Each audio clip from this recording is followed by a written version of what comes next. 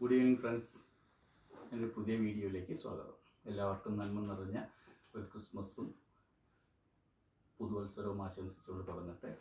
ഇന്നത്തെ വീഡിയോയിൽ നമ്മൾ എന്താണ് ഡിസ്കസ് ചെയ്യാൻ പോകണമെന്ന് വിചാരിച്ചിട്ടുണ്ടെങ്കിൽ, നമ്മളൊരു ബിസിനസ് തുടങ്ങിക്കഴിഞ്ഞാൽ അത് എങ്ങനെയുള്ളൊരു ബിസിനസ് ആയിരിക്കുന്നതിനെ കുറിച്ചാണ്. എങ്ങനെയുള്ളൊരു ബിസിനസ് മീൻസ്, അതായത് നിങ്ങൾ ബിസിനസ് തുടങ്ങിക്കഴിഞ്ഞിട്ടുണ്ടെങ്കിൽ എല്ലാ കാലത്തും നിങ്ങളുടെ ബിസിനസ്സിൽ കണ്ടിന്യൂ ചെയ്യുക ചെയ്യുക. കുറച്ച് കഴിഞ്ഞ് ബിസിനസ് സ്കെയിലപ്പ് ചെയ്ത് കഴിഞ്ഞിട്ട് അത് പുതിയ പുതിയ എക്സ്പാൻഷൻസ് വരും.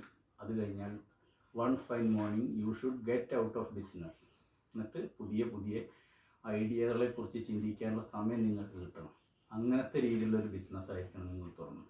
അപ്പോഴാണ് നിങ്ങൾക്ക് പുതിയ ഇൻവെസ്റ്റേഴ്സിനെ കിട്ടുക. ആളുകൾ നിങ്ങളെ അന്വേഷിച്ച് ഇങ്ങോട്ട് വരണം, ഞാൻ ഇൻവെസ്റ്റ് ചെയ്യാമെന്ന് പറഞ്ഞിട്ട്. അല്ലാണ്ട് നിങ്ങൾക്കൊരിക്കലും ഇൻവെസ്റ്റർ തേടി അങ്ങോട്ട് പോകേണ്ട ഒരു അവസ്ഥ ഉണ്ടാകരുത്. അങ്ങനെയുള്ള രീതിയിലേക്ക് ബിസിനസ് എങ്ങനെ വളർത്തിയെടുക്കുക എന്നുള്ളതിനെ കുറിച്ചാണ് നമ്മൾ ചിന്തിക്കുന്നത്. അതായത് അതിന് ആദ്യം വേണ്ടത് ബിസിനസ്സിൽ സിസ്റ്റം ഡെവലപ്പ് ചെയ്യാണ്. ബിസിനസ്സിൽ സിസ്റ്റം ഡെവലപ്പ് ചെയ്യേണ്ടത് എങ്ങനെയാണെന്നുള്ളത് നമ്മൾ ഇത് ഡിസ്കസ് ചെയ്യാം. സിസ്റ്റം ഇല്ലാത്ത ബിസിനസ്സിൽ 3 തരം വ്യക്തികളെയാണ് ഇൻവെസ്റ്റ് ചെയ്യുള്ളൂ. ഒന്ന് സുഹൃത്തുക്കൾ, ഒന്ന് ബന്ധുക്കൾ, പിന്നെ ഒന്ന് വിഡ്ഢികൾ. സുഹൃത്തുക്കളെ, നമ്മൾക്ക് സിസ്റ്റം ഇല്ലാത്ത ബിസിനസ്സിലേക്ക് നമ്മൾ സുഹൃത്തുക്കളെ ഇൻവെസ്റ്റ്മെൻറ്റ് വാങ്ങിച്ച് പാർട്ട്ണറാക്കി കൂട്ടിയാൽ അതോടുകൂടി ആ സുഹൃത്ത് ബന്ധം തകരും. പിന്നെ രണ്ടാമത് ബന്ധുക്കൾ. നമ്മുടെ കുടുംബത്തിലും നമ്മളുടെ ബന്ധുക്കളുടെ ഇടയിലും നമ്മൾ മോശക്കാരനായിട്ട് ചിത്രീകരിക്കപ്പെടും. പിന്നെ വിഡ്ഢികൾ. അവർക്ക് പിന്നെ എങ്ങനെ വിചാരിച്ചാൽ അവർ നമ്മൾ ഇറിറ്റേറ്റ് ചെയ്തുകൊണ്ടിരിക്കുന്നുള്ളതല്ലാണ്ട് റിലേഷൻഷിപ്പിലെ വ്യത്യാസങ്ങളൊന്നും ഉണ്ടാവില്ല. പക്ഷേ ദേ കീപ്പ് ഓൺ നാഗിങ്. അപ്പോൾ അങ്ങനെയുള്ളൊരവസ്ഥ നിങ്ങൾക്ക് ഉണ്ടാവാണ്ടിരിക്കാൻ വേണ്ടിയിട്ടാണ് നമ്മൾ സിസ്റ്റം വേണം ബിസിനസ്സിൽ എന്ന് പറയുന്നത്. പിന്നെ how to build a system, അതാണ് ഇനി അടുത്ത പോയിന്റ്. നമ്മൾ ആദ്യത്തെ സ്റ്റേജ് എന്താ വേണ്ടിച്ചാൽ നമുക്ക് we have to attract customer, then we have to retain customer, then we have to optimise the sale. എങ്ങനെ കസ്റ്റമർ അട്രാക്ട് ചെയ്യാം, അതൊരു $1 million ക്വസ്റ്റ്യനാണ്.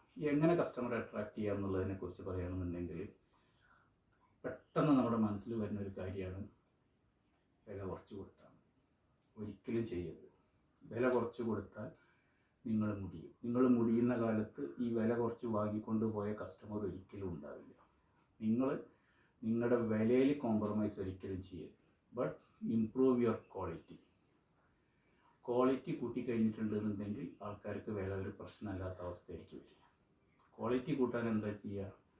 അതിന് ഒരുപാട് വഴികളുണ്ട്. ക്വാളിറ്റി കൂട്ടണം എന്നുണ്ടെങ്കിൽ നമ്മൾ ആദ്യം വേണ്ടത് നമ്മളെ ടാർഗറ്റ് കസ്റ്റമേഴ്സ് ആരാന്നുള്ളത് കറക്റ്റായിട്ട് ഐഡൻറ്റിഫൈ ചെയ്യണം. ആ കസ്റ്റമർ സെഗ്മെൻറ്റിൽ ഫോക്കസ് ചെയ്യണം. ഉദാഹരണമായിട്ട് നമ്മളിപ്പോൾ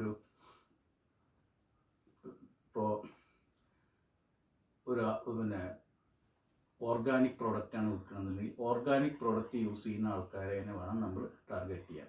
ഓർഗാനിക് പ്രോഡക്റ്റ് സാധാരണ ഒരു ഓർഗാനിക് വെജിറ്റബിളാണ് നമ്മൾ വിൽക്കുന്നത് വിചാരിക്കുക, അല്ലെങ്കിൽ ഓർഗാനിക് ടർമറിക് പൗഡർ. അതിന് ഓർഡിനറി ടർമറിക് പൗഡറിൻ്റെ വിലയ്ക്ക് കിട്ടില്ല. അപ്പോൾ അതുകൊണ്ട് ആ വിലയ്ക്ക് അത് കൊടുക്കാൻ നോക്കിക്കഴിഞ്ഞിട്ടുണ്ടെങ്കിൽ you will encounter a loss. അങ്ങനെ നമുക്കൊരിക്കലും സ്കെയിലപ്പ് ചെയ്യാൻ പറ്റില്ല. Without profit there should not be any business. Business ഇല്ലെങ്കിലും കുഴപ്പമില്ല, പ്രോഫിറ്റ് ഇല്ലാണ്ട് ബിസിനസ് ചെയ്യരുത്. ബിസിനസ്സിൽ അല്ല ചാരിറ്റി ചെയ്യേണ്ടത്. Charities you have to do from the profit of business, not inside the business. അപ്പോൾ നിങ്ങൾ ആദ്യം ഐഡൻറ്റിഫൈ ചെയ്ത് നിങ്ങളുടെ ടാർഗറ്റ് ഓഡിയൻസ് ആരാണ്. എന്നിട്ട് പിന്നെ വേണ്ടത് നമ്മൾ ബിൽഡ് ആൻ ഓൺലൈൻ പ്രസൻസ്. നമ്മൾ വെബ്സൈറ്റ് ഉണ്ടാക്കുക. ഇന്നിപ്പോൾ ഓൺലൈനിൻ്റെ കാലമാണല്ലോ.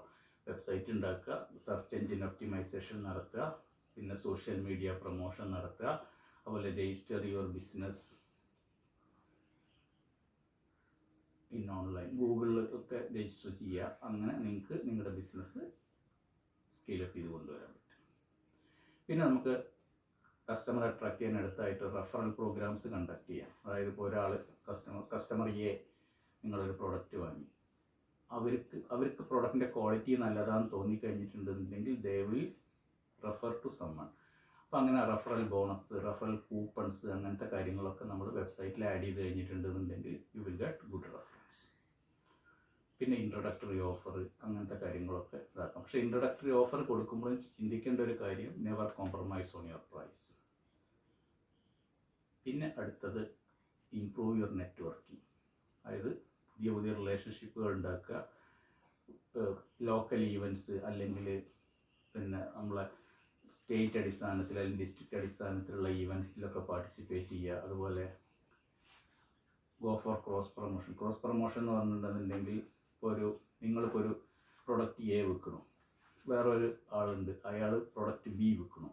അപ്പോൾ നിങ്ങൾ രണ്ടുപേരും കൂടെ ചേർന്ന് ക്രോസ് പ്രൊമോഷൻ ചെയ്യുക. നിങ്ങളുടെ പ്രൊഡക്റ്റ് അയാളും പ്രൊമോട്ട് ചെയ്യും, അയാളുടെ പ്രൊഡക്റ്റ് നിങ്ങളും പ്രൊമോട്ട് ചെയ്യും. അതിനെയാണ് ക്രോസ് പ്രൊമോഷൻ എന്ന് പറയുന്നത്. അങ്ങനെ ക്രോസ് പ്രൊമോഷൻ ഒക്കെ വർക്കൗട്ട് ചെയ്യുക. പിന്നെ കണ്ടന്റ് മാർക്കറ്റിംഗ് ചെയ്യണം. കണ്ടന്റ് മാർക്കറ്റിംഗ് ചെയ്യുന്നത് ഫേസ്ബുക്ക് അഡ്വർടൈസ്മെൻറ്റ് അല്ലെങ്കിൽ ഇൻസ്റ്റാഗ്രാം അഡ്വർടൈസ്മെൻറ്റ്. ഇപ്പോൾ നമ്മളിപ്പോൾ ഓർഗാനിക് ആയിട്ടുള്ളൊരു സാധനമാണ് വിൽക്കുന്നതെന്ന് വിചാരിക്കുക. ഓർഗാനിക് ആയിട്ടുള്ള ആ സാധനത്തിന് മറ്റുള്ള സാധനങ്ങളിൽ നിന്നുള്ളത് എന്താണ് ഡിഫറൻസ് എന്നുള്ളത് കസ്റ്റമറുടെ പെയിൻ പോയിന്റ് നമ്മൾ അഡ്രസ്സ് ചെയ്യാൻ പറ്റണം. ഞാൻ മുമ്പത്തെ ഒരു വീഡിയോയിൽ പറഞ്ഞ മാതിരി ഹൈജീനിക് ഷുഗർ കെയിൻ ജ്യൂസ് എന്ന് പറഞ്ഞിട്ടുണ്ടെങ്കിൽ ആൾക്കാർ ഷുഗർ കെയിൻ ജ്യൂസ് കുടിക്കാത്തതിൻ്റെ ഒരു കാരണം ഹൈജീനിറ്റി പ്രശ്നം കൊണ്ടാണ്. അപ്പോൾ ആ പെയിൻ പോയിന്റ് അഡ്രസ്സ് ചെയ്യുമ്പോൾ നമുക്ക് അതിനനുസരിച്ച് ഉള്ള ഒരു റെസ്പോൺസ് കസ്റ്റമേഴ്സിൽ നിന്ന് കിട്ടും. അതുപോലെ പെസ്റ്റിസൈഡ് ഫ്രീ വെജിറ്റബിൾ എന്ന് പറഞ്ഞിട്ട് പ്രൊമോട്ട് ചെയ്യണമെന്നുണ്ടെങ്കിൽ പക്ഷേ ലോങ് ടേമിൽ അത് പെസ്റ്റിസൈഡ് ഫ്രീ തന്നെ ആയിരിക്കണം. അതാണ് നമുക്ക് ഏത് കാലത്തും ആൾക്കാരെ വിഡ്ഢികളാക്കാൻ പറ്റില്ല. അത് നമ്മൾ എപ്പോഴും മനസ്സിൽ വെക്കണം. നമ്മൾ നമ്മുടെ ഒരു പാഷൻ നമ്മൾ ബിസിനസ്സാക്കി കൺവേർട്ട് ചെയ്ത് ആ പാഷൻ നിങ്ങൾക്ക് പൈസ തരണം. അല്ലാണ്ട് നിങ്ങളുടെ പാഷൻ വെറും പാഷനായിട്ട് നിലനിൽക്കല്ല വേണ്ടത്. നിങ്ങളുടെ പാഷൻ നിങ്ങൾക്ക് പൈസ തരണം. You should be able to generate income from your passion. അപ്പോഴാണ് പാഷൻ പ്രൊഡക്റ്റീവ് ആവുള്ളൂ.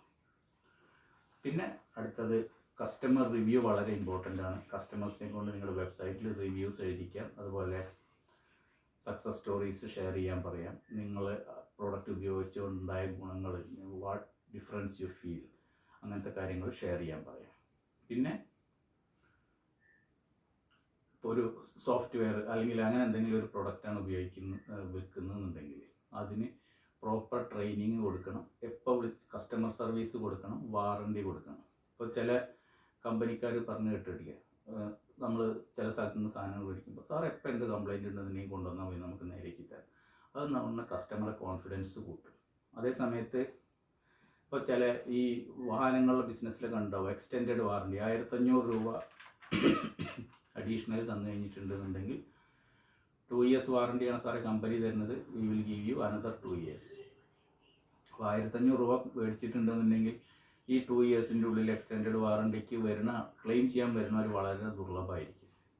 പക്ഷേ അതെന്താ വെച്ചാൽ കസ്റ്റമർക്ക് കോൺഫിഡൻസ് കൂട്ടും. എക്സ്റ്റെൻഡഡ് വാറണ്ടി ഉണ്ടല്ലോ എന്നുള്ള കോൺഫിഡൻസ് കൂട്ടും. പിന്നെ നമ്മൾ അതുപോലെ കസ്റ്റമറുടെ ഒരു ക്വയറി വന്നാൽ ഉടനെ റെസ്പോണ്ട് ചെയ്യണം. അല്ലാണ്ട് അതിന് ഒരിക്കലും നമ്മൾ ഡിലേ ആക്കരുത്. റെസ്പോണ്ട് ചെയ്യണത് വളരെ ഫാസ്റ്റ് ആയിരിക്കണം. അതുപോലെ പിന്നെ കസ്റ്റമറായിട്ട് നല്ല റിലേഷൻഷിപ്പ് മെയിൻറ്റെയിൻ ചെയ്യണം. അതായത് അവർക്ക് തോന്നണം എപ്പോൾ വിളിച്ചിട്ടുണ്ടെന്നുണ്ടെങ്കിൽ അവർ നമ്മുടെ പ്രോബ്ലം അറ്റൻഡ് ചെയ്യുന്നുള്ളൊരു കോൺഫിഡൻസ് അവർക്ക് കിട്ടിക്കഴിഞ്ഞിട്ടുണ്ടെന്നുണ്ടെങ്കിൽ അത് പിന്നെ അവർക്ക് പുതിയ ആൾക്കാരെ റെഫർ ചെയ്യാനും ഒക്കെ ഒരു കോൺഫിഡൻസ് അവർക്ക് കിട്ടും. പിന്നെ ഇൻഫ്ലുവൻസർ ആയിട്ടുള്ള ആൾക്കാരെ, ഇപ്പോൾ യൂട്യൂബ് ഇൻഫ്ലുവൻസേഴ്സ് അങ്ങനെയുള്ള ആൾക്കാരുമായിട്ട് നിങ്ങളുടെ പ്രൊഡക്റ്റ് പ്രൊമോഷൻ നടത്തി കഴിഞ്ഞിട്ടുണ്ടെങ്കിൽ സോഷ്യൽ മീഡിയയിൽ ഇതാക്കും. ഇതൊക്കെയാണ് നമ്മൾ പിന്നെ ഈ മാർക്കറ്റ് ക്യാപ്ചർ ചെയ്യാനുള്ള ഒരു പുതിയ ബിസിനസ്സിൽ നമുക്ക് മാർക്കറ്റ് ക്യാപ്ചർ ചെയ്യാനുള്ള കുറച്ച് ടിപ്സാണ് ഇപ്പോൾ ഞാൻ പറഞ്ഞത്. ഇനി അടുത്ത വീഡിയോയിൽ നമ്മൾ how to optimise the business എന്നുള്ളതിനെ കുറിച്ച് ഡിസ്കസ് ചെയ്യാം.